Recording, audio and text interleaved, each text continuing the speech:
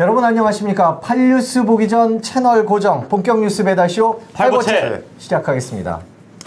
어색하지 않죠? 처음이네요. 예, 저는 SBS 보도국 손승욱 기자입니다. 그리고 SBS 뉴미디어국 장민성 기자, 안녕하세요. 그리고 보도국 이슈 취재팀 이경원 기자 네, 안녕하세요. 함께 자리했습니다. 오늘 5번째 시간이에요. 주변 반응이 좀 있습니다. 저는 주변에서 라이브를 좀 더 하면 어떻겠느냐, 포맷 자체가 라이브로 가면 더 좋겠다, 이런 반응이 있고요. 원래 이게 저희가 애초에 계획은 데일리, 그렇죠. 월화수목금 네, 데일리로 월화수목금. 목표를 했었잖아요. 네네. 근데 주변에서 데일리로 하기는 좀 힘들 수도 있겠다.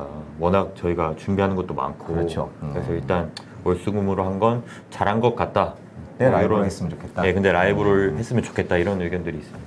이경원 근데 기자. 기자 입장에서는 라이브가 더 편하기도 하잖아요, 또. 그리고 이제 약간 소통을 할 수가 있고, 그렇죠. 저희가 네, 이제 댓글들을 보면서 즉각적으로 반응을 알 수가 있으니까 그렇죠. 그런 게 좋죠. 예, 저희가 이제 여건이 되는 대로 라이브로 전환을 이렇게 막 얘기해도 되나? 전환을 하도록 하겠습니다. 댓글도 하나 소개해 드릴게요. OS님이 메인 뉴스 리포트로 보는 것보다 더 캐주얼하고 좀 더 길게 설명을 들을 수 있어서 좋은 것 같다. 어떤 면에선 8뉴스보다 8보채가 더 심도 깊은 것 같아요. 아, 극찬입니다. 예, 8뉴스 편집 과분한. 예, 8뉴스 편집부장이 안 들으셨으면 좋겠는데. 네. 하여튼 오늘도 이렇게 심도 있고 좀 더 자세하게 뉴스 소식 전해드리도록 하겠습니다. 다채로운 뉴스 만찬 본격 뉴스 배달쇼 8보채 시작하겠습니다.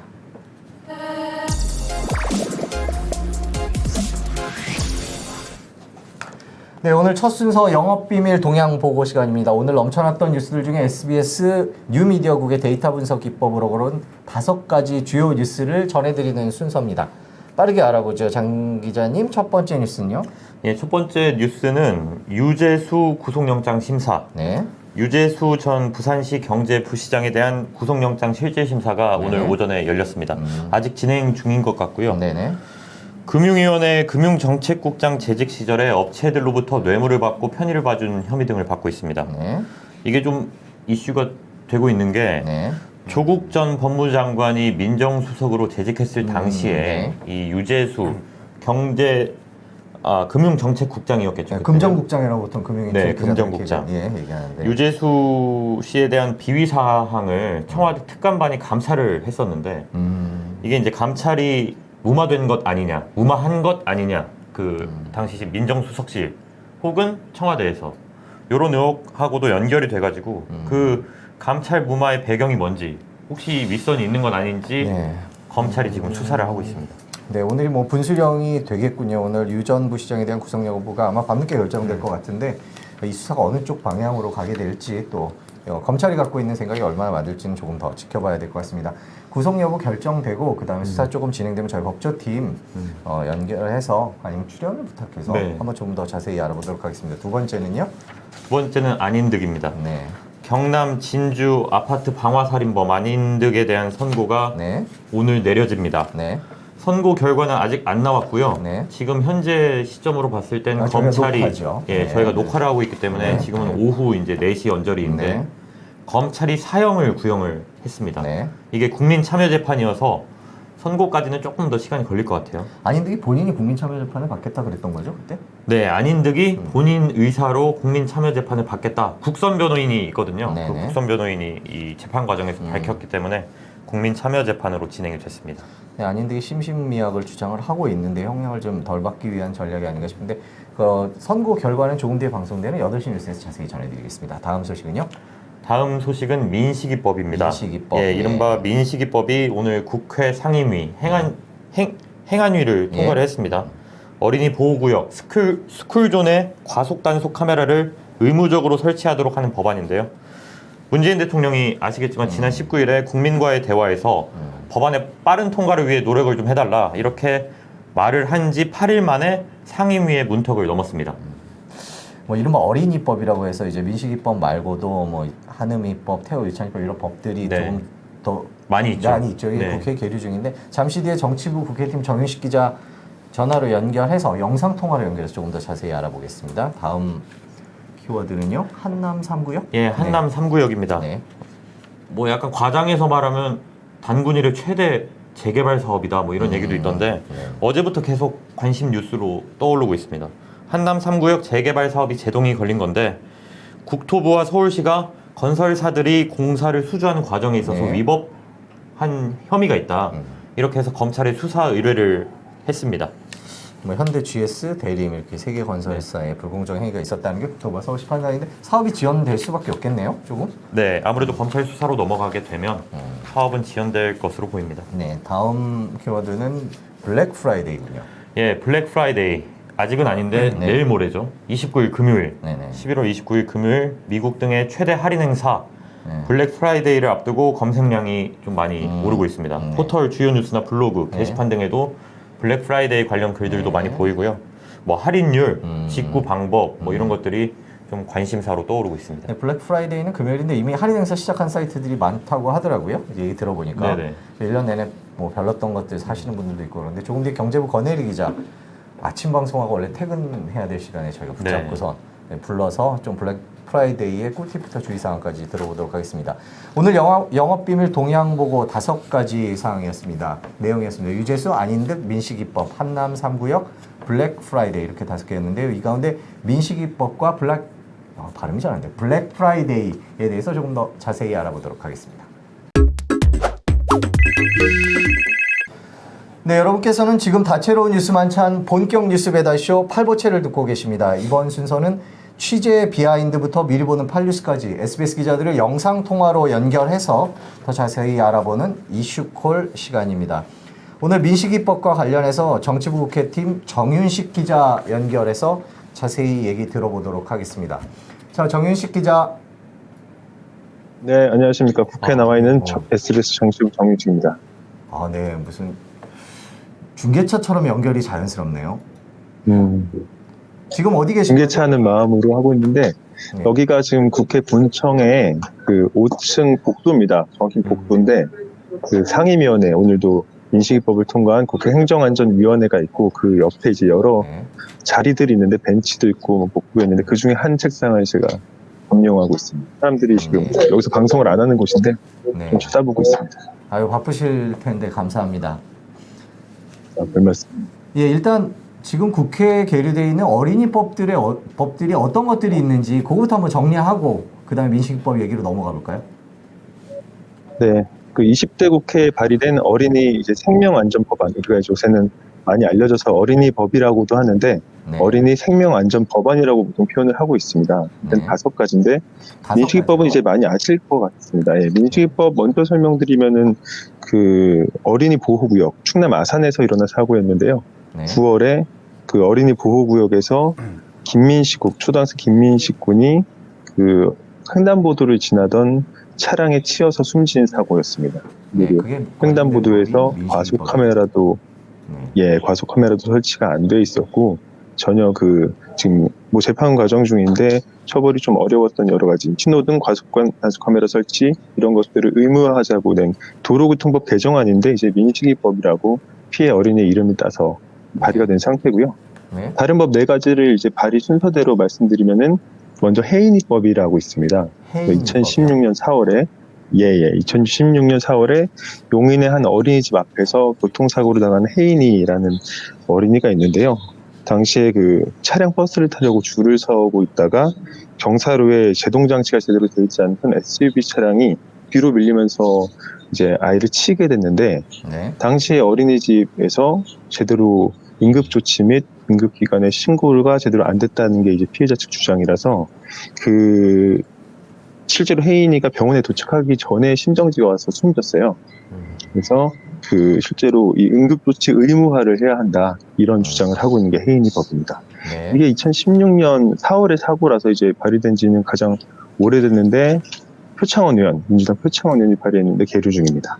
네. 다음으로 말씀드릴 건 한음이법인데요. 네. 한음이법은 2016년 7월 같은 해인데 혜인이 사고와 그 특수학교에 다니던 한음이가 그 통학 차량 안에서 세상을 떠났습니다. 네. 그래서 그 통학버스 안에 영상기기, 아이들이 남아있는지 안전하게 잘 내렸는지를 볼 수 있도록 그리고 자동차 내부 후방 측면을 확인하도록 의무화하자는 법안이 지금 한음이법입니다. 한음이법이고요. 두 가지 더 설명드리면 태호 유찬이법은 아마 이 사고는 기억하시는 분들이 많을 텐데 네. 네. 지난 5월에 인천 송도 그 축구클럽 통학 차량 사고 혹시 기억하는지 모르겠습니다. 그때 이 통학 차량이 여러 가지가 있지 않습니까? 어린이집 차량도 있고 뭐 네. 학생들을 이렇게 유치원에 옮겨주는 차량도 있는데 이건 축구 클럽 차량이었어요. 근데 네네. 축구 클럽 차량이 이제 보통 법이 규정하는 어린이 통학버스의 운영 대상이라고 생각할 수 있지 않습니까? 어린 학생들이 다니기 때문에. 근데 이게 운영 대상이 아닙니다. 축구 클럽 차량 같은 경우. 그래서 이것도 어린이 통학버스 신고 대상에 포함되도록 하자. 그래서 규제를 받고 안전을 좀 담보하도록 하자라는 게 태우 유찬이법입니다. 네. 그리고 마지막으로 하준이법은 이것도 아시는 분들이 있을 것 같은데 놀이공원 주차장에서 네네. 그 차량이 뒤로 이렇게 굴러내려오면서 아이가 치여서 사망했는데 이거는 이제 주차장법 개정안입니다. 주차 시에서 주차 시에 경사진 구역에서 안내 표지판을 꼭 설치해야 한다. 그 주차장의 경사도중 그 실태 조사를 하고 그리고 고인목이라고 있잖아요. 차가 뒤로 때 뒷바퀴 뒤에 이렇게 돼서 차가 뒤로 밀리지 않도록 하는 그런 것들을 의무화하자는 거고 이건 국토위 법안 심사 소위는 통과한 상태라서 조금 진전이 상대적으로 있는 상태입니다. 이렇게 5가지 법이 계류 중인데 이 중에서 민식이법이 아시겠지만 지금 문재인 대통령께서 말씀을 하고 하면서 지금 진행이 좀 빠른 상태입니다. 그러니까 정리를 해보면 5개 법안이 민식이법, 해인이법, 한의미법, 태호 유찬이법, 하준이법 이렇게 5개군요. 네, 그렇습니다. 오늘 국회에서 처리된 법안은 어떤 건가요? 상임위를 통과한 민식이법인데 네, 그렇습니다. 그 행정안전위원회 오전 회의가 오늘 열렸는데요. 거기서 민식이법, 그러니까 도로교통법 개정안의 하나인 민식이법이 오늘 이제 의결이 됐습니다. 법안 12건 중에 하나로 의결이 됐는데 이게 앞서 잠깐 설명드렸지만 스쿨존 내 과속단속 카메라 설치를 의무화하고 그리고 신호등, 과속방지턱, 속도 제한 안전표지 등을 우선적으로 설치하도록 하는 법안입니다. 이게 스쿨존 어린이 보호구역에 관한 이야기인데 이 과속 카메라 설치를 놓고 예산 얘기가 좀 있었어요. 그건 어떻게 얘기가 되죠? 네, 맞습니다. 이게 사실 결국에는 법안이 계속 계류되는 것은 이 법안이 그 예산이 굉장히 많이 들어간다. 이런 것들이 먼저 있었고요. 그리고 국민적 관심사가 사건 직후에는 좀 뜨겁지 않습니까? 뭐 우리도 뉴스를 보시면은 사회부에서 중점적으로 다뤄지고 이 온라인에서 굉장히 회자가 되는데 이게 발의까지는 또 이제 법 조항을 따지고 실제로 이게 있었던 법인지 없었던 법인지 따지고 입법하는 과정에서 발의하는 데 시간이 걸리면서 그 뜨거웠던 관심이 사그라들거든요. 그래서 그 과정에서 이게 탄력을 못 받았던 겁니다. 그중 하나가 그 민식이법, 그러니까 신호등이나 뭐 과속방지, 과속 단속 카메라를 설치하는 게 1조 원이 든다 이런 말들이 있었습니다. 1조 원. 당시에 돈이 굉장히 많이 든다. 그래서 이런 것들을 하기 사실상 좀 쉽지 않다. 전국에 다 학교 앞에 과속방지 카메라를 설치하는 것들이 굉장히 부담이 된다라는 주장이 있었는데 이 민식이법을 발의한 우리 더불어민주당 강훈식 의원과 그 의원실에서 분석한 바에 따르면은 그렇게 안 들어간다는 겁니다. 실제로. 이유는 과속 카메라가 이제 개당의 설치 비용이 300만 원이고 뭐 1년 유지비까지 포함하면 1조 원이 들 수 있다. 전국에 다 설치하면은 그렇게 주장을 한 쪽이 있었는데 확인해봤더니 그 어린이 보호구역 중에서 과속 카메라가 크게 필요하지 않은 곳이 꽤 있었습니다. 이제 방지턱만 설치해도 되는 공간이 있었고 샘플을 뽑아서 확인을 했더니 카메라는 50% 정도만 설치하면 된다고 하더라고요. 이거는 민주당 강훈식 의원실에서 분석한 결과인데 그리고 이제 지방세가 또 국비를 반반 나눠서 낼 수도 있고 이렇게 해서 3년 정도로 나눠서 이게 전국에 그 스쿨존의 과속 단속 카메라와 신호등 등을 설치하면은 1년에 800억 원 정도면 가능하다. 800억 원. 1조 원에 1조 원이라는 얘기에 비하면은 10분의 1도 안 되는 가격인 거죠. 그 예산 정도면 충분히 가능하다.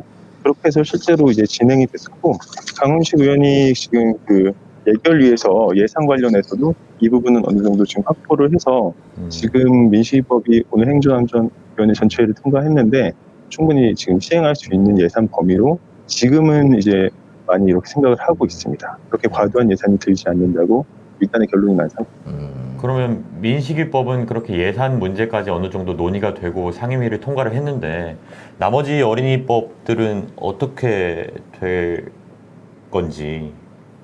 네, 이게 그 4가지 법안이 있지 않습니까? 그 4가지 법안 중에서 그 발의된 지 이제 3년 정도가 된 법안도 있어요. 그래서 그 당시에 이제 발의된 다음에 회의에 올라와서 논의가 된 적이 있는데 그 과정에서 이게 기존에 있는 법들로도 어느 정도 될 수 있다 등등의 이유로 한 번은 이제 그 거부됐던 법안도 있고요, 이 중에서. 네. 그리고 다른 법들은 행정안전위원회에서도 사실은 이슈가 굉장히 많았거든요. 네. 그러면서 법안이 순서가 굉장히 뒤로 밀려 있었습니다. 네. 오늘 민식이법만 하더라도 그 행안위 전체 회의가 그 98개 안건이 있었는데 그 중에 93번째 순서였거든요. 네네네. 그러니까 지금 행안위에서 중점적으로 각 당의 그 중점 법안들에 비하면 굉장히 뒤에 있던 법안인데 네.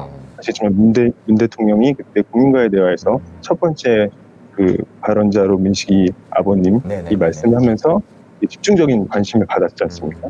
그러면서 사실 순서가 올라온 거고 다른 법들은 아직 논의조차 제대로 되지 않은 상태. 한 법안은 그때 거부가 됐고 근데 오늘 부모님들이 또 국회에 오셨죠? 네, 국회에 오셨습니다. 그 요새 거의 매일 오고 계세요. 지금. 어떠세요, 부모님들은?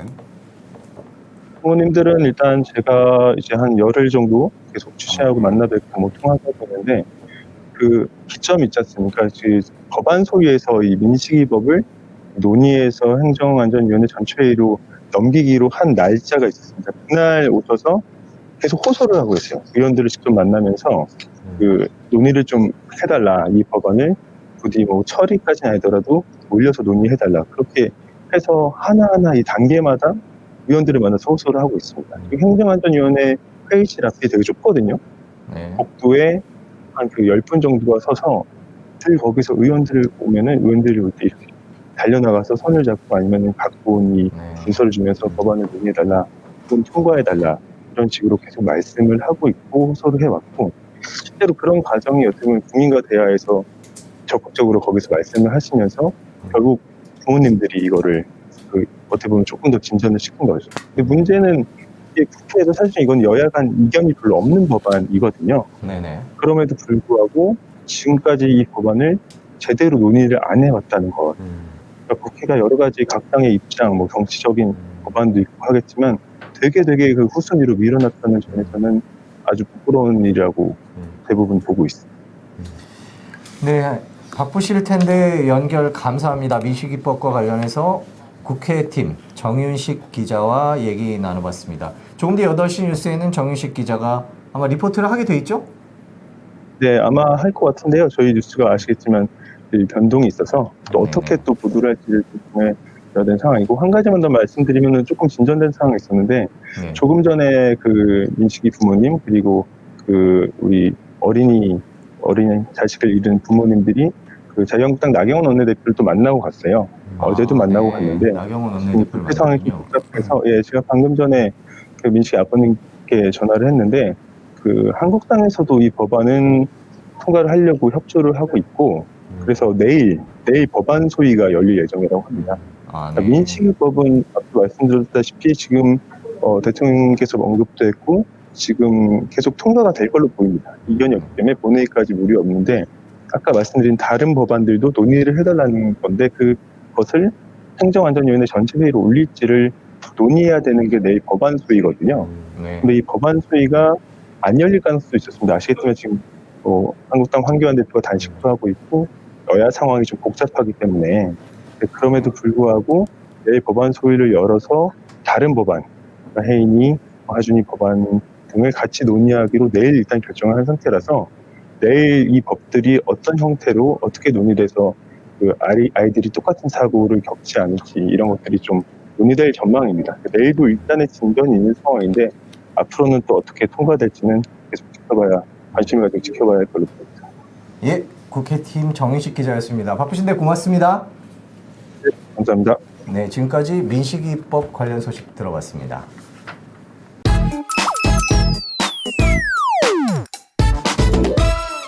네, 여러분께서는 지금 다채로운 뉴스 만찬 본격 뉴스 배달쇼 8부채를 듣고 계십니다. 네, 이번 순서는 블랙 프라이데이에 대해서 알아보겠습니다. 경제부 권혜리 기자 스튜디오로 모셨습니다. 안녕하세요. 안녕하세요. 아침에 모닝와이드에서 친절한 경제 하신 시간이 지금부터 한참 전인데. 네, 한 3시간만 더 있으면 12시간을 찍게 되죠. 예, 네. 참 그렇군요. 하여튼 뭐 피곤하실 텐데 네. 뭐 나와주셔서 고맙습니다. 블랙 프라이데이가 지금 관심에서 그거에 대해서 좀 여쭤보려고 하는데 뭐 네. 블랙 프라이데이에 대해서 워낙 기사들이 많이 나오니까 저희는 네, 네. 오늘 여쭤보고 싶은 건 이 블랙 프라이데이 발음이 아깝지 않네. 블랙 프라이데이 주의보가 나왔다. 네. 뭐 사기 의심 사이트 주의해라. 올해는 또 뭐 다른 트렌드들이 있다. 그게 많다. 뭐 이런 얘기들이 있어서 그거에 대해서 좀 자세히 얘기를 들어볼까 하는데 어떻습니까? 다른 지금 트렌드요? 그러니까 예를 들어서 질문을 저한테 하거든요. 예년과 다르게 뭐 더 극성이라든지 아니면 뭐 특정 사이트를 통해서 뭐 볼 수 있다든지 이런 특징 올해 올해가 사기의 특별히 특징. 두드러진다기보다는 점점 더 말썽은 더 많아지겠죠. 왜냐하면 계속해서 직구가 폭발적으로 늘고 있기 때문에 이미 할 만한 사람 다 한다고 생각했는데 그래도 여전히 폭발적으로 늘고 있어요. 그래서 올 상반기에 그 해외 직구가 거의 2,100만 건이 넘었으니까요. 2,100만 건이요? 네네. 그리고 이제 블랙 프라이데이도 방금 그 손승 앵커 얘기한 것처럼 워낙 뭐 인기가 있다 보니까 그렇죠. 아마 이번 주에 이미 배송 신청하신 분들 폭증하고 있을 거고 12월에 배송 상황이 아주 혼잡할 걸로 예상이 되고요. 지금 보시는 화면은 실제 그 미국의 유통점들 화면인데요. 네. 지금 아까 잠깐 나왔었는데 이게 밤샘 줄 섰다가 저렇게 들어가서 네네. 막 서로 저렴하고 좋고 상태 좋은 물건 사려고 했던 풍경들이 지금도 있지만은 네. 지금 화면에 나오는 것 같은 온라인으로 좀 여기도 대세가 넘어가고 있죠. 대세가 온라인으로. 네. 그러니까 이제 유통점을 가도 싼 물건을 사지만 네. 이렇게 온라인으로 똑같이 살 수 있어서 남보다 클릭을 빠르게 효과적으로 하면 마치 유통점을 간 것처럼 블랙 프라이데이에 괜찮은 물건을 건질 수가 있는 거예요. 네. 그런데 그렇다 보니까 이런 블랙 프라이데이에 되게 폭증하는 게 한마디로 사기치는 가짜 사이트들이에요. 가짜 사이트. 네. 그러니까 뉴미디어 인터넷을 통해서 주문하는 사람들이 늘다 보니까 네. 그거를 이용해서 가짜 사이트들이 그렇죠. 폭증하고 있다. 그러니까 쉽게 얘기하면은 그냥 제가 특정 사이트 여기는 얘기도 되는 거죠. 네, 한번 얘기해 보세요. 예, 여기는 TV가 아니니까. 네. 뭐 아마존이라든가 뭐 아이허브라든가 많이 아시는 그런 네. 대형 사이트들 말고 네. 여기는 처음 보는데 너무 괜찮아 보여. 네. 좋은 물건을 싸게 파는 것 같아. 라고 했는데 알고 보면 사기. 나는 돈을 이미 다 보냈는데 네. 물건이 오지 않고. 그래서 거기 써져 있는 메일 같은 걸로 컨택을 시도했는데 답은 오지 않고. 이렇게 되는 경우. 사실 저도 그런 경험이 있어요. 저도 낚여본 적이 있어요. 오. 제가 이제 10년 직구의 역사를 그쵸. 갖고 예, 있는데 직구 10년 하셨죠? 네네. 10년 직구 역사를 갖고 있는데 전문가시네. 딱 한 번 그 전형적으로 한번 낚여본 적이 있어가지고 이거는 근데 게다가 이제 저는 이렇게 제가 좀 바보 같아서 그런 줄 알고 사실 이게 창피해서 상당히 오랜 기간 숨기고 있었는데 저번에 한번 사람들이랑 밥을 먹는데 그 테이블에 앉은 모든 사람들이 다 한 번씩 그렇게 사기 사이트에 낚여본 적이 있더라고요. 그때 뭐 사셨어요, 근데? 저 패딩. 고가의 패딩. 네, 고가의 패딩이 너무 말도 안 되는 유명한 가격으로. 제품. 네, 아유, 네 글자. 빠르네요. 근데 그런 네 글자는 아니었어요. 이분들이- 네 글자는 아니었어요. 아, 네 글자 써 있어요. 아, 이분들 자, 그런데 그런 사이트를 어떻게 찾아 들어갔어요? 제가 그냥 여기서 그냥 간단하게 말씀드릴게요. 본인이 이용하는 SNS에서 네. 갑자기 튀어나오는 영문 사이트 조심하시면 됩니다. 노출이 갑자기 딱 되는. 근데 그렇죠. 예를 들면 들어가 뭐- 보면 너무 잘 돼 있고. 그러니까 예를 들면 뭐 그냥 인스타그램? 말씀드릴게요. 인스타그램이 많고요. 네. 페이스북도 많아요. 페이스북. 근데 내가 뭐 팔로우를 하거나 네. 아는 곳이 아닌데 내 친구들의 그 포스팅 사이사이에 네. 어떤 알고리즘으로 인하여 네. 내가 평소에 찾아봤던 물건과 비슷한 것들을 보여주는 네. 영문 사이트 같은 것들이 중간중간에 껴 있어요. 그거 돈 내고 광고하는 거 아니에요? 원래 그래서 그 사이트는? 거기에 링크가 있어요. 근데 이제 물론 다 그런 건 아니지만 영문 사이트들. 나는 한국인이고 한국에서 페이스북에 가입을 했는데 갑자기 영문 사이트가 막 뜨는 거예요. 거기 링크에서 들어갔을 때 사기 사이트일 확률이 굉장히 높아요. 네, 그래서 물론 뭐 SNS에 올라와 있는 모든 판매 사이트들이 다 가짜라고는 제가 말씀드릴 수 없지만 잘 모르실 경우에는 굉장히 교묘하게 돼 있어요. 예를 들면 뭐 나이키다. 그러면 그 공식 나이키 모델과 굉장히 비슷하게 생겨 있어요. 그러니까 뭐 페이스북이나 인스타에서 내가 내 친구들 포스팅을 막 보는데 내가 며칠 전에 찾아봤던 패딩이 너무 말도 안 되게 싼 가격으로 나와 있고 여기 너무 그럴듯해 보여. 그래서 링크를 눌러서 들어가요. 영문 사이트예요. 그래서 평소에 직구하던 것처럼 사요. 그러면 뭐 2주를 기다리고 3주를 기다려도 물건이 오지 그런 않고. 사이트들은 막 터무니없이 가격이 할인율이 높거나 네, 뭐 그런 그런 편이에요. 네, 아무래도 솔깃하게. 솔깃하게 되어 있죠. 네, 솔깃하게 되어 있어요.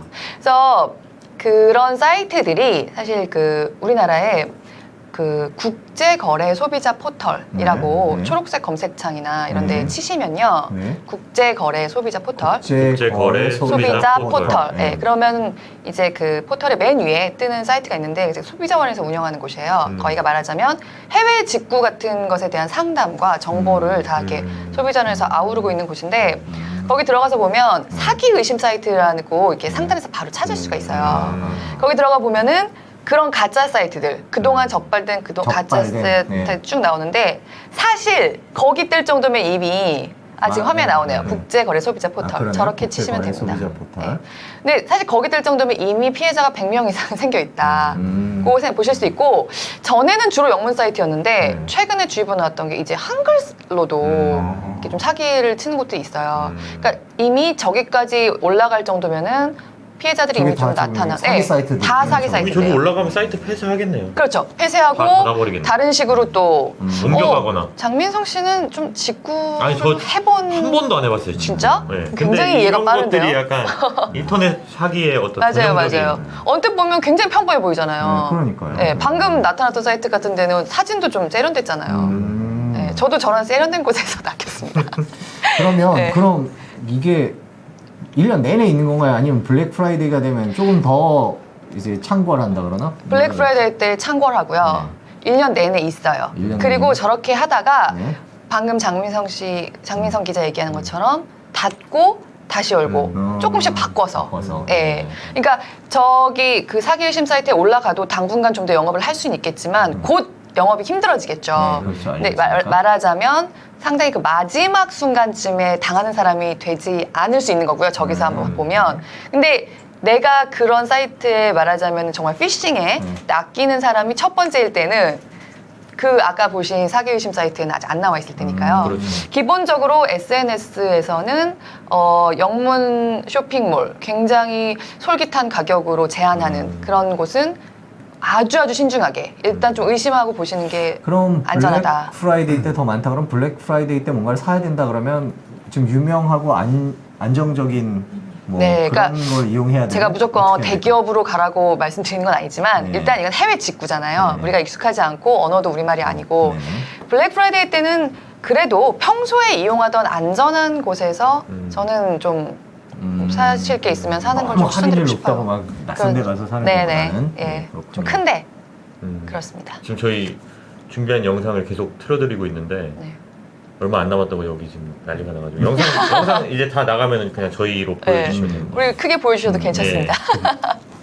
그 세금 저는 직구를 네. 한 번도 안 해봐가지고 정말로요? 한 저 번도 안 진짜 한 번도 해봤어요? 안 해봤거든요. 저는 어려울 것 같고 네. 약간 뭔가 진입장벽? 저도 한 번도 안 해봤어요. 진짜요? 관세청에서 뭐 번호 받으라 그래가지고 했다 아, 예, 귀찮아서 예. 안 했어요. 아. 그거 한 번 받아놓으면 받아놓으면 굉장히 계속 쓸 수 편해요. 있는데. 관세청에서 번호도 받아야 돼요? 뭐 아니 쇼핑 네, 사이트 받아야 돌아다니다 돼요. 보면은 그거 있더라고요. 네, 있어요. 근데 그거 그냥 무슨 번호요? 평범한 제 인증번호? 고유 번호가 자기 있어요. 자신 인증번호? 예, 자기 네. 번호가 있어요. 주민등록번호 대신 네, 내가 하는- 직구를 할 때마다 사용하는 내 번호가 따로 있어요. 막 뭐 부가세나 뭐 이런 관세나 뭐 이런 그렇죠. 것도 내야 되지 네. 않아요? 일단 기본적으로 의약품이라든가 건강식품이라든가 좀 식품류, 동물 관련된 것 그리고 뭐 당연히 뭐 총 같은 건 당연히 안 되겠고 안 되죠. 몇 가지를 제외하고는 미국의 경우 대부분의 물건은 200불 이하 그리고 200불 이하. 그 유럽 같은 경우는 다른 나라들 같은 경우는 150불 이하까지는 세금이 면제예요. 안 붙어요? 예. 그러니까 우리가 FTA를 여러 나라들과 여러 뭐 경제 공동체 하고 있잖아요. 그런 식으로 이제 우리가 세금을 내지 않을 수 있는 액수가 올라가게 되죠, 점점. 그런데 블랙 프라이데이 때 일단 직구는 워낙 많은 분들이 사실 하고 계세요. 올 상반기만 2천만 건이니까. 예. 사실 우리나라 인구 전체로 봤을 때 5명 중에 2명꼴로 상반기에 하나는 샀다라고 볼 수 있을 정도의 그거잖아요. 너무 이제 혼자 그래서- 많이 사신 분도 계시니까. 그렇죠, 그렇죠. 물론 평균을 네, 냈을 때. 그렇죠. 그런데 정말 왜 이런 블랙 프라이데이 같은 경우는 미국 같은 경우에는 이 블랙 프라이데이 때 진짜 세일을 하거든요. 그렇죠. 정말 싸지죠. 예, 물론 신제품이라거나 시즌이 반밖에 안 지났다거나 하는 것들은 거기도 뭐 8, 90%를 세일하진 않는데 정말 여기는 재고를 떨어내는 것이 목적인 진짜 세일이에요. 미국의 블랙 프라이데이는. 그래서 정말 8, 90%까지 내려가는 것들이 있고 저도 기본적으로 80% 위의 것은 쳐다보지도 않습니다. 블랙 프라이데이 때. 그런데 그러니까 이제 그렇게 해서 많이 사신단 말이에요, 사실. 네. 막 50만 원 하던 거 6만 원, 7만 원에 살 수 그쵸. 있으면 여러 개를 주워 담으면 150불, 되잖아요. 200불 훌쩍 넘을 수도 있는 거 아니에요? 그렇죠. 그러니까 그렇죠. 여러 개를 많이 그래서 그럼 여러 개를 많이 세금을 내야 사면 그래서 이게 근데 이제 다 따로따로 사잖아요, 내가. 네. 이 쇼핑. 그렇죠. 예를 들면 아마존에서 하나 사고 네. 뭐 다른 아이오프에서 사이트에서 하나 이거 사고 뭐. 할 수 있잖아요. 근데 이때는 그렇게 많이 사서 만약에 그 공항에 우리나라에 입항할 때, 한국에 입항할 때 같은 날 한 나라로부터 산 게 같이 들어오잖아요. 그래서 나는 사실 요거 150불, 저거 50불 해서 51불 해가지고 그냥 따로따로 와서 각자 다 세금을 안 내기를 하루에 원했어요. 200불이죠. 하루에 그렇죠. 200불이 넘으면 안 되는 거죠. 네, 그러니까 그렇죠. 그 두 개가 같은 날 들어오게 되면은 관세청에서는 그것을 합산해서 과세를 할 수 있다는 거예요. 그렇게 세금을 되면 더, 네. 갑자기 세금이 거의 한 5만 원 정도 되게 되는 거죠. 200불 어치가 들어오게 되면. 그러면은 시차를 두고 그렇죠. 사오면 되는 그러니까 거 아니에요? 시차를 두고 사는데 비행기를 같이 실어서 보내는 수가 있는 거죠. 시차를 두고 좀 그러니까 그거는 이력을 보고요. 이력을. 그 이 배달 어디쯤 오고 있나. 그렇죠. 보통 배송 대행 업체 같은 거를 많이 네. 쓰세요. 왜냐하면 물론 정말 직구를 할 수도 있겠지만 배송 대행 업체가 미국 안에서 그 물건이 제대로 오고 있는지를 확인을 해주기도 하고 우리나라까지 온 다음에 반품이나 환불을 하는 종류의 수고를 좀 덜기 때문에 많이 그 배송 대행 업체에 쓰시는데 그런 경우에 이렇게 날짜 같은 거를 조금 띄어서 들어올 수 있도록 하면은 뭐 내가 계획했던 대로 소비를 할 수 있겠죠. 세금 아, 문제. 갑자기 궁금한 게 있는데 네, 아까 사기당한 사이트에서 네, 물건을 사려고 지불을 했어요. 네, 물건 안 왔죠. 네. 그러면 세금 안 내도 되는 거죠? 그럼요. 아니, 그러니까 세금은 아예 발생을 안 하죠. 왜냐면 그 발생을 안 물건이 하는 오지는 거죠. 않을 오지는 테니까. 않기 때문에. 네. 그리고 제가 진짜 몰라요. 되게 아니, 중요한 아니, 순간에 중요한 순간 다시 네. 물어보고 이거 꼭 해야 되는 얘기가 있는데 뭐냐면 이미 카드사에서 승인이 떨어지고 나면은 돈이 그러니까. 나가잖아요. 그러니까. 그런데 이런 가짜 사이트, 사기 사이트에 낚였을 경우에는 신용카드사로 나 이상한 것 같아. 안 올 것 같아. 그럼 바로 연락을 하셔야 돼요. 이미 승인이 난 거래라도 네. 돈이 인출되지 않도록 신용카드사에서 막아주는 차지백 서비스라는 게 차지백 있어요. 서비스. 네. 그러니까 이미 나는 사기당한지 모르고 긁어서 승인이 됐어요. 또 그런 것들은 승인이 또 빨리 돼요. 그러면 그거를 어떡하지? 대답도 안 하는데 응답도 안 오는데 어떡하지? 하지 마시고 내 카드사에 전화를 해서 이렇게 사기를 당한 것 뭐 같다라고 어느 기한까지는 꼭 연락을 해야 되고 이런 게 있어요? 왜냐면 근데- 한 달이 지나고 두 달이 지나고 그 모르다가 뒤에는 의미가 없겠죠. 아, 네. 아니요. 근데 사실 빨리 그렇게 연락해 되면 이미 내 카드사에서 돈이 빠져나오고 나면 조금 더 프로세스가 어려워지긴 하는데 기본적으로는 사실 다시 환급도 해줘요. 정말 이게 사기다. 근데 굉장히 어려워질 수 있긴 합니다. 그때까지는. 뭐 지금 블랙 프라이데이 주가 이번 주에 시작됐으니까 네. 그거를 이제 결제한 분은 이상하다 싶으면 일단 확인해서 아니다 네. 그러면 차지백 서비스를 신청하면 네네. 된다는 일단 연락을 메일로 좀 해봤을 때 반응이 좀 이상하다. 그 업체 사이트에 나와 있는 그리고 이메일 뭔가 안 뜬다. 뭐 이런 것들. 그런 거 의심되죠. 이상 징후가 보이면 빠르게 행동하셔야 한다고 말씀드리고 싶습니다. 작가님이 써준 마지막 질문이 있는데 저는 이거 직구를 안 해봐서 오픈마켓을 입점해도 주의를 하라는 건 무슨 뜻이냐? 오픈마켓 제가 오늘 주로 영자를 보게 되는 사이트들 위주로 말씀을 드렸잖아요. 그런데 요새는 우리나라의 오픈마켓 포털들에 들어오는 해외 사업자들이 또 있어요. 이런 분들은 한글로 사이트를 운영을 하죠. 아까 말씀하셨던 네. 한글 근데 그러다가 분쟁이 생겼을 때 어쨌든 사업자는 외국에 있잖아요. 그쵸. 그러니까 아무래도 우리나라 사업자랑 이걸 해결을 하는 것보다는 좀 더 어려워지는 경우가 있어요. 그래서 물론 해외 사업자가 파는 것을 사는 거 괜찮지만 약간 알고는 구매를 하시는 게 좋다. 왜 이런 오픈마켓에 들어가서 온라인 쇼핑을 하다 보면은 사이트를 맨 끝까지 내리면 사업자 정보와 네, 개인 숫자 나오죠. 이런 거 있죠. 네, 그런 것들을 좀 확인하면서 이게 뭐 우리나라 사업자도 아니다 이런 것들을 좀 확인하면서 하시면 더 이렇게 조금 더 안전하게 소비를 하실 수는 있다. 그런 말씀을 좀 직구는 드리겠습니다. 무슨 줄임말이에요? 직접 구매. 직접 구매, 해외 직접 구매. 그건 좀 심했다. 네, 참다 이거 기자 한마디 했네요. 저도 이런데 참 모르는데. 네, 그걸 알네. 네. 인터넷으로 뭘 잘 안 사요? 아, 그렇죠. 자, 이제 블랙 프라이데이가 시작이 된 건가요? 블랙 프라이데이 주간이 시작이 된 블랙 거죠? 프라이데이 주간이고, 네. 그러니까 사실 그 온라인으로 사는 것도 이번 주 금요일에서 토요일 이때가 가장 좀 정점에 달할 거긴 한데 이미 블랙 프라이데이 주간이긴 해요. 월요일까지면 사이버 먼데이라고 해서 블랙 프라이데이도 나가지 않은 물건들의 떨이의 떨이를 하는 거는 아마 다음 주 월요일까지도 있을 것이다. 이번에도 미리 좀 점 찍어준. 아 그런 건 없고요. 저는 제가 오늘 너무 소비하는 얘기를 해서 이미지 관리를 한번 해야 될 것 같은데 저 정말 올해 저축에만 올인을 하고 있어서요. 네. 올해는 제가 그래도 한번 구경은 하려고요. 왜냐면 90% 이러면 또 생각은 해봐야 돼요. 그러면 당연히 구경하는데 이렇게 이길 수 있어요? 80%막 이렇게 돼 있으면 당연히 눌러볼 것 같은데. 아니 뭐 접속 아예 안 들어가요. 아예 안 들어가요. 그냥 이게 없으면은 나는 옷을 근데 꼭 네. 필요한 거는 아니잖아요, 솔직히. 아니 옷은 입고 살아야 되잖아요. 아니, 그러니까 옷은 입고 그 살. 옷이 없으면 못 살 정도는 모르겠어요. 네, 뭐 평생 입는. 네, 구경만 하려고요, 구경만. 네. 구경만 어떻게 네. 될지 좀 네. 지켜봐야겠습니다. 나중에 한번 네. 팔보채에서 전해주세요. 저 요거. 지금 안 보이겠다. 네. 이거 지금. 이것도 블랙 프라이데이. 작년 블랙 프라이데이에. 네, 알겠습니다. 아니 제가 네. 잠깐만 좀 너무 화려해가지고. 이 얘기는 해야 될 것 네. 같아요. 뭐냐면 제가 지금 막 해외에서 뭘 사라, 이렇게 강조를 하는 건 아니에요. 이거에 독려를 하는 건 절대 아니에요. 거부감을 느끼는 분들이 분명히 계실 텐데 그런데 제가 사실 소비자로서는 선택권이 넓으면 넓을수록 좋은 거긴 하고요.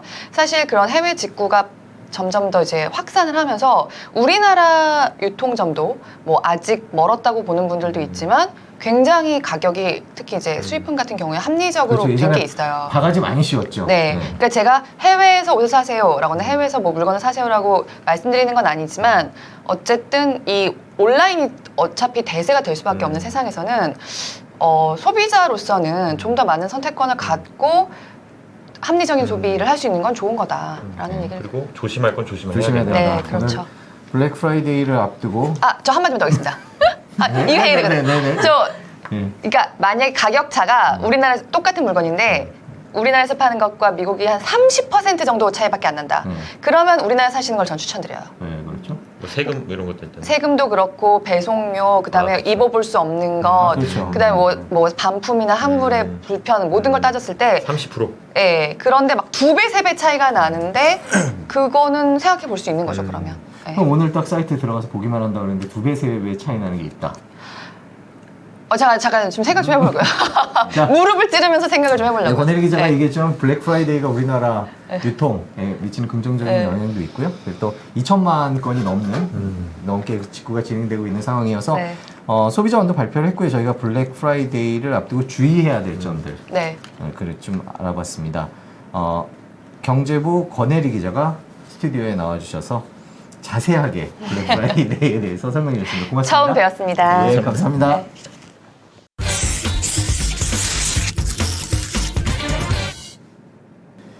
네, 여러분께서는 다채로운 뉴스 만찬 본격 뉴스 배달쇼 8부채를 듣고 계십니다. 이번 순서는 논란이 된 쟁점들을 검증하고 사실을 따져보는 이경원의 사실은 순서입니다. 오늘은 BTS 군 문제 관련된 그쵸. 얘기를 한번 해보겠습니다. 세계적인 스타가 된 방탄소년단에게 병역 혜택을 주자. 얼마 전에 정부가 안 된다 이렇게 결론을 내렸죠. 예, 문화예술에 대한 대중문화예술에 대한 혜택을 줄 수 없다 이런 식으로 발표를 해서 논란이 됐었죠. 네. 근데 이게 일단 다른 나라 사례들을 좀 알아볼게요. 다른 나라들은 어떨지. 다른 나라들 징병제가 있긴 하죠? 그렇죠. 예. 일단 논란이 된 거는 결국은 우리만 혜택을 주는 거냐, 아니면 외국도 혜택을 주는 거냐, 이게 또 되게 중요한 글로벌 기준으로 알아보자는 글로벌 기준. 차원에서 그래도 이제 OECD 국가 37개국이 있는데 그 중에서 징병제 국가가 12개 국가 정도 돼요. 37개 OECD 국가 중에 한 징병제 3분의 1? 3분의 1 정도고 주로 이제 북유럽 국가, 남부유럽 국가들 뭐 이런 데가 좀 많이 있고요. 또 한국, 또 대만은 최근에 이제 모병제로 전환이 됐고 뭐 이런 식으로 좀 바뀌어졌습니다. 그런데 이렇게 혜택을 주는 나라들은 일단 제가 꼼꼼히 뒤져보니까 첫 번째 체육 분야 같은 경우에는 일단 우리는 뭐 아시다시피 올림픽에서 메달 따면은 뭐 다 면제라고 표현하면 안 된다고 하더라고요. 다 메달을 따면은 병역 혜택 이렇게 표현을 할게요. 주는데 다른 나라 중에서 특히 노르웨이 정도가 이제 뭔가 혜택을 주긴 하는데 체육 분야 전공자들한테 이거는 이제 성적이 좋은 사람한테 주는 게 아니라 특별한 심사 요건이 있어서 그걸 충족하면 그 면제를 시켜주는 거예요. 성적이 나빠도. 성적이 나빠도 받을 수 있습니다. 근데 그런 게 있고 다른 나라들은 어떤 국제 대회에서 입상을 했다고 해가지고 주는 경우는 없었습니다. 네네. 저기 지금 나오는데 이거 잠깐만 세워주세요 하면 이게 네. 징병제인 나라들이네요. 네, 그죠? OECD 국가 중에서 OECD 국가 징병제인 중에 국가들입니다. 생각보다 많네요. 네, 많죠. 근데 이제 노르웨이 같은 경우에는 그렇게 한다. 네, 그러면 체육 분야는 노르웨이랑 대한민국밖에 없는 거예요? 뭐 그 정도 된다라고 보시면 될 것 같고요. 네. 그러면 체육 분야 말고 예술 분야. 이제 이게 좀 네. 쟁점이죠. 네, 핫하죠. 이번에 핫하죠. BTS도 이것 때문에 네. 그런 거였고. 예술 분야에서는 우리나라가 일단 어떻게 시행하고 있냐면은 네. 국제 경연 대회에서 국제 입상을 한 경연대회에서. 사람들 콩쿠르. 그러니까 네. 뭐 쇼팽 콩쿠르, 뭐 네. 시벨리우스 콩쿠르, 네. 뭐 이런 식의 콩쿠르에서 상을 받은 한 48개 대회 정도가 있어요. 아 대회가 48개. 네. 국제대회. 국제대회. 국제대회. 국내 대회도 있습니다, 여기. 네. 국내 아, 대회도 국내 조금 대회도 있어요. 있고. 예, 뭐 동학 콩쿠르 이런 것도 있고. 아, 유성 이렇게 깊고 전통이 유성 깊은 있네. 세계적인 그렇죠. 또 국악 같은 경우는 우리가 아니면은 아, 다른 데서 안 하니까 이제 국악 음. 콩쿠르가 있는데 이제 그런 데서 입성한 인정한 48개 대회에서 입성을 하면은 면제를 시켜줘요. 면제라고 하면 안 돼. 병역 혜택을 줍니다. 네, 병역 혜택을 주는데 네. 근데 다른 나라들은 전혀 전무합니다. 전무해요. 그런 이런 걸로 상을 주는 경우는 없어서 제가 들어보니까 우리나라 사람들이 요즘 콩쿠르 가서 상 많이 따고 오잖아요. 그렇죠. 예. 그냥 죽어라 한대요. 왜냐면 병역 혜택이 있으니까. 아무래도 뭐 동기부여가 확실히 되잖아요. 네, 동기부여가 되고 다만 이제 그건 있습니다. 이제 우리나라 같은 경우에는 복무 기간도 긴데다가 예. 또 훈련이 되게 엄격하기도 하고 또 합숙 생활도 되게 엄격하잖아요. 네. 그러다 보니까 뭔가 자기가 전공한 예술 분야를 지속적으로 연습할 기회가 주어지지 않아요. 그렇죠. 근데 피아노 같은 경우 전공한 사람들이 한 달 쉬면은 손이 굳어낸다고 이야기를 하죠.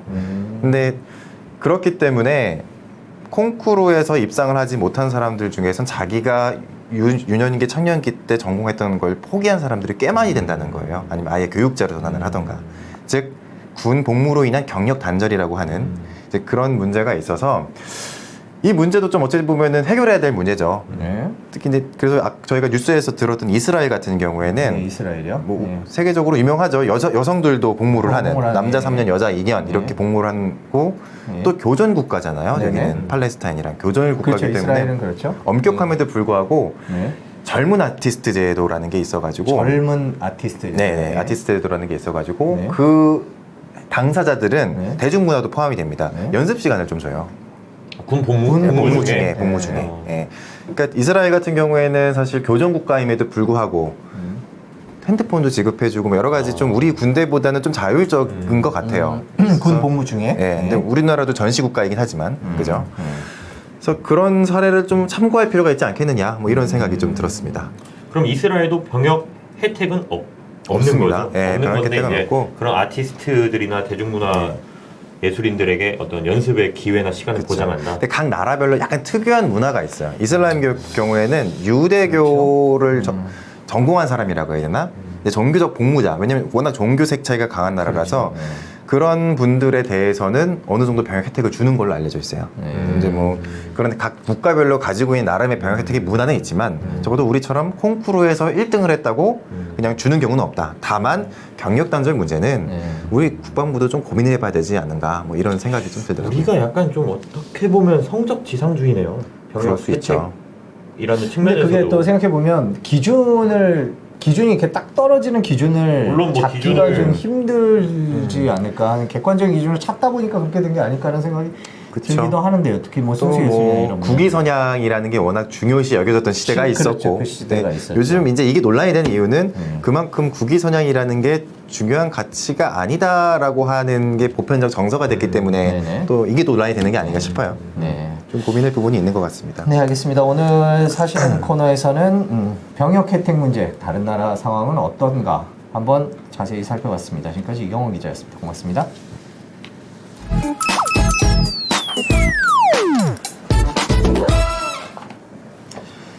네, 다채로운 뉴스 만찬 본격 뉴스 배달쇼 오늘 5번째 시간이었습니다. 어떠셨습니까? 5번째. 뭐 하면 할수록 익숙해지는 건 있는데 네. 재밌었어요 오늘. 오늘. 예, 나름 저는 알찬 정보를 그렇죠. 좀, 직구가 뭔지 무슨 뜻인지 알아요. 예, 알찬 정보를 좀 얻은 것 같아서 빨리 끝나고 네. 오늘 이 선배 좀 만나보려고. 네네. 이경원 기자는 처음 출연인데 리허설만 하고. 아, 제가 근데 또 목감기에 그러니까, 너무 심하게 걸려서 지금 말이 안 나오네요. 고맙습니다, 진짜. 네. 고맙습니다. 이제 뭐 저희가 전해드렸지만 블랙 프라이데이 배송 기간이 뭐 한 달도 걸리고 이렇게 오래 걸린다고 하는데 이제 어린이들을 위한 크리스마스 선물을 미리 주문하시는 분들이 많다고 합니다. 뭐 올해 우리나라 어른들이 우리나라 어린이들한테 줄 수 있는 선물이 뭐 있을까 뭐 이렇게 생각을 해봤습니다. 오늘 국회에서 민식이법이 행안위를 통과했다는 소식 전해드렸는데요.